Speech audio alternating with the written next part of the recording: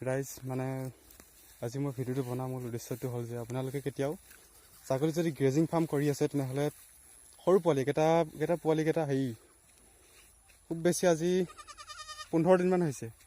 15 দিনো হোৱা নাই এই দুটা পোৱালি।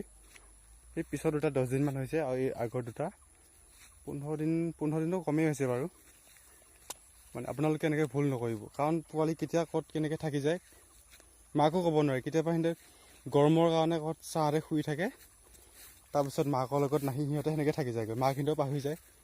সেয়েহে আপোনালোকে এইটো ভুল নকৰিব। এতিয়া মোৰ যদি 4টা পোৱালি যদি অলপমান বেলেগ আমাৰ লোকেল ছাগলী পোৱালি হোৱা হয়, কিজানি নাহিলে হয়। ইহঁতকেইটাক মই বহুত মৰমে ৰাখিছোঁ না, মৰমে ৰখাৰ ফলত ইহঁতকেইটা এতিয়া মাতিলে আহি যায়। ইহঁতকেইটা সেইটো এডভান্টেজ আছে মোৰ। আৰু যদি 4টা হয় আপুনি দাঙিবই নোৱাৰিলে হয়, সেইটো কাৰণে কৈছোঁ।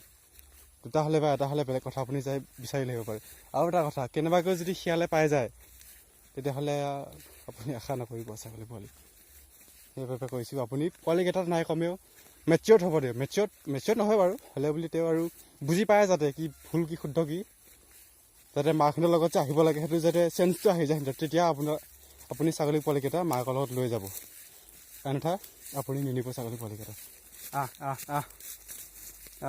ইহঁতকেইটা বুজি পায়, সেইকাৰণেহে আহিছে মোৰ লগত। বুজি পায় মানে আৰু হেৰি আৰু ইহঁতকেইটা মানে মোক ফ'ল' কৰিছে আৰু বুজি পোৱা নহয় একচুৱেলি, মোক ফ'ল' কৰিছে ইহঁতকেইটা। যে কিবা এটা গৈ আছে যে ফ'ল' কৰিব লাগে, ফ'ল' কৰিছে।